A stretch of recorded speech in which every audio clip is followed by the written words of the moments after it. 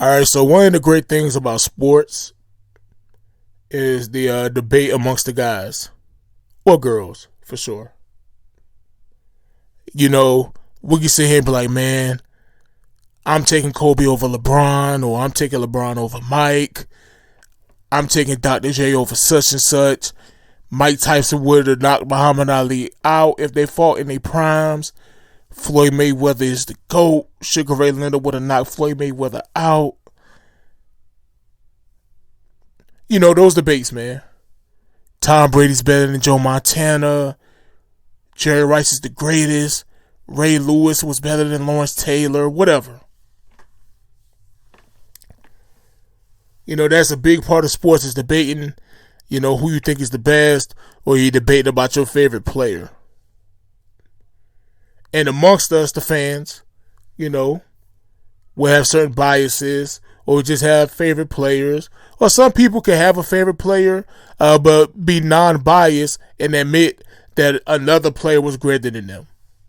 Because, you know, their favorite player might be somebody that played on their favorite team, or they're from their hometown. They might be related to them somehow, or, you know, they just like the way they play. But they could be non-biased and acknowledge that this player is greater than that player. Cool. But what a lot of people don't understand, especially the younger fans of sports, is how big a part sports media play in these debates. And I talk about the sports media, I'm talking about your first takes, your first things first, your undisputeds, your Colin Cowherds, your Jim Romes, or whatever, right? ESPN, Fox Sports mainly, right? They have the biggest followings. They own major cable network television. And so a lot of people go by what they watch on those shows. And so the power that these guys have, the Stephen A. Smiths, the Colin Cowherds, the Nick Wrights, the Shannon Sharps, the Skip Baylesses, the Jalen Roses, the Max Kellermans, the Keyshawn Johnsons, those guys. Malika Andrews, you know, all those people on those major networks, Michael Irvins. With them having the eyes on them, because they, you know, they're the major networks of sports. They are able to put narratives out if they want. Or they can tell, quote unquote, their truths, because sports is opinionated when you're arguing about who's the best, but they can put out their opinion. And they can also put a narrative up with their opinion. And some people can't separate, you know, a lot of people are followers. We do understand that, you know. So they'll roll with what they see the quote unquote experts say, and they just disregard their own thoughts.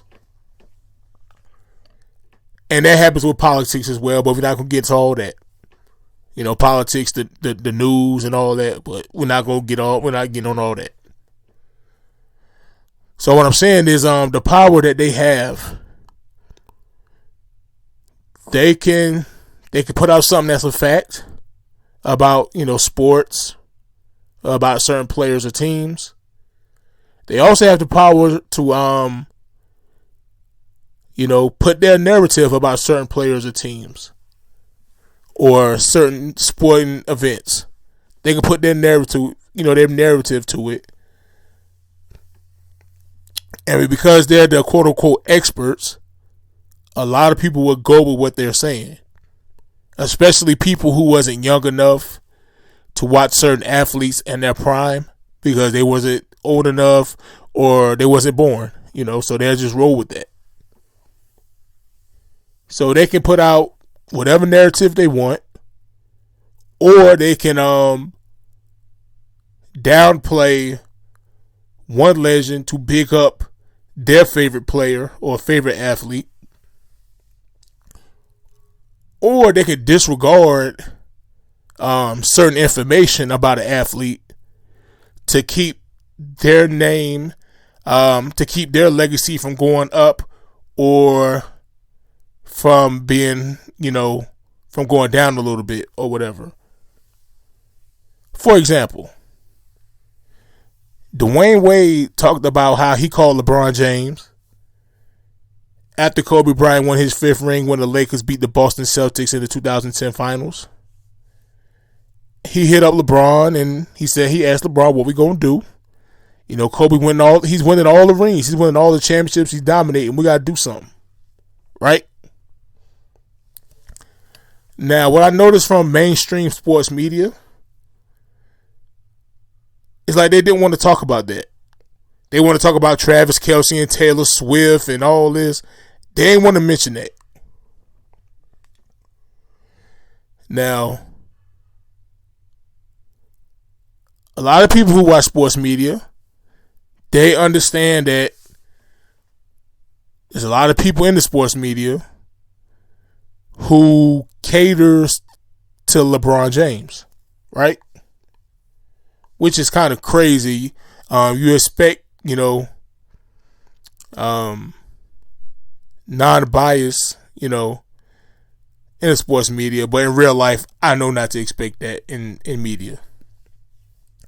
But that's how it's supposed to be. And it's like they avoid talking about that because if you notice about sports media, I don't know why. Well, I don't know. I really don't know why. But they really want to destroy the legacy of Kobe Bryant. And I believe they try to do this to help the legacy of LeBron James. So that's why they do things to either try to destroy Kobe Bryant's legacy or avoid talking about certain things that will help Kobe Bryant's legacy. They want to put in your mind that LeBron James is just superior to Kobe Bryant, and Kobe Bryant is not close to LeBron James. He's not a top 10 player. Anybody who watches basketball know that's just dumb, right? Now, if you feel like LeBron James is a greater player than Kobe Bryant, that is your opinion. We can agree to disagree. I'm not going to fight you on your opinion. But when I watch the sports media shows say certain things on why LeBron is higher than Kobe Bryant, they say a lot of BS. And then people who go with what sports media say simply because they're bigging up the guy they love, their favorite player, they'll come to you and say some of that dumb, stupid mess that they watch the Nick Rice or whoever say on TV.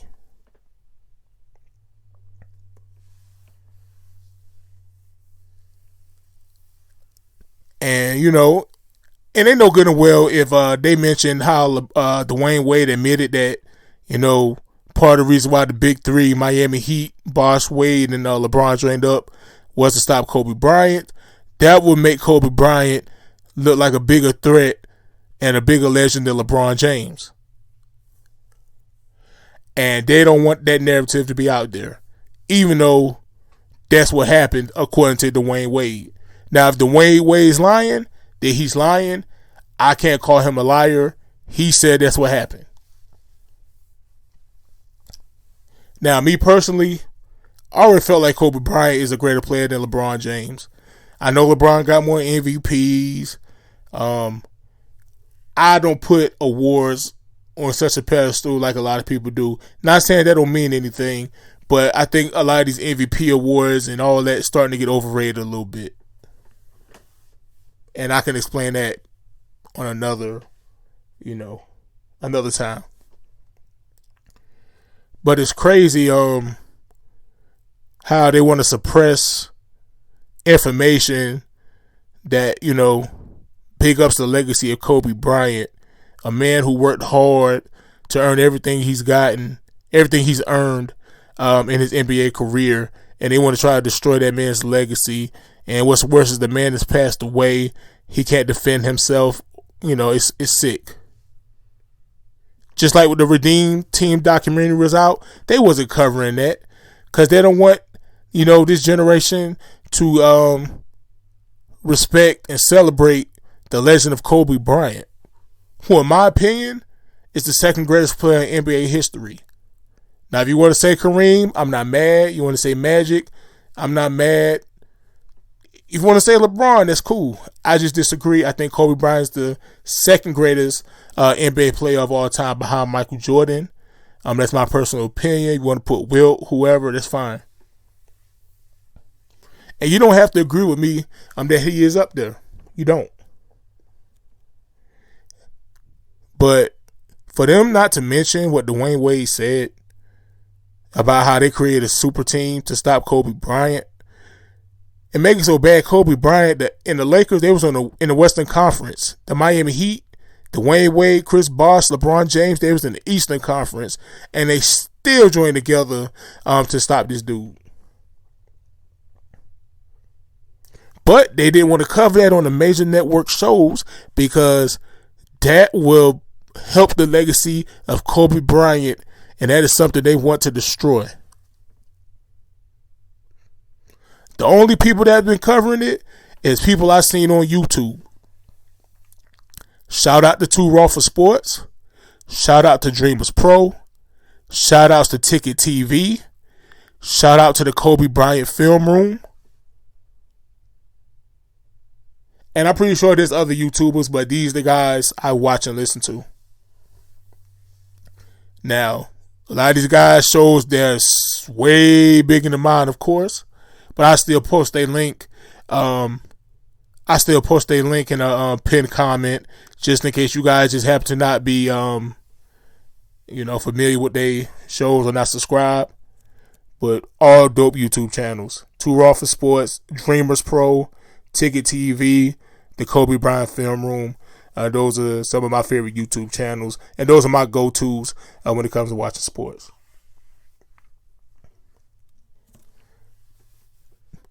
But even if you're a LeBron fan, if you feel like LeBron's the greatest of all time, I mean, let's be for real. Like, you don't want to be what I call a meat rider. Sure, he could be your favorite player. That's cool. But, like, to act like you don't see what's going on and how they're trying to destroy the legacy of Kobe Bryant, it's like, come on, bro. You meat riding now. Like, you can feel LeBron's greater than Kobe, but to, like, be cool with them trying to destroy the legacy of Kobe Bryant, come on, bro. Like, everybody watch basketball knows how great Kobe Bryant was. And then you have these people, they say things about Kobe Bryant, spin narratives about Kobe Bryant. They even lie on Kobe Bryant. Say things he's the reason why Shaq was pushed away from the Lakers. Even Shaquille O'Neal himself and the owner said that wasn't true.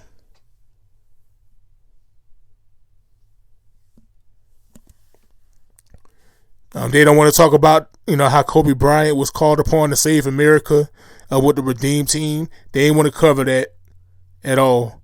And then a little few times they do talk about it. They want to talk about it, how it was Kobe and LeBron. Not saying LeBron didn't do his thing, but if you was quote unquote there, if you was around that time watching the Olympics and all that, Kobe Bryant, everybody know Kobe Bryant was the leader. Everybody know Kobe Bryant was the face of the Redeem Team. And then if you watch the Redeem Team documentary, you will see how they talked about Kobe Bryant and what he brought to that team.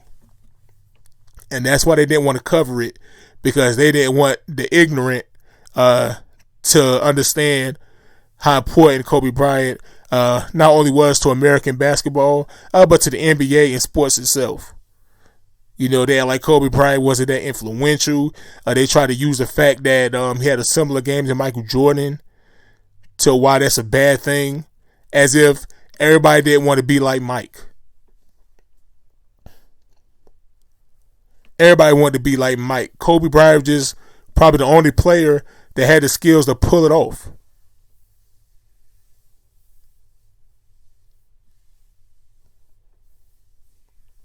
Now they try to say Kobe Bryant was never the best player in the NBA. That's why I want to curse so bad, but I'm not. That's BS.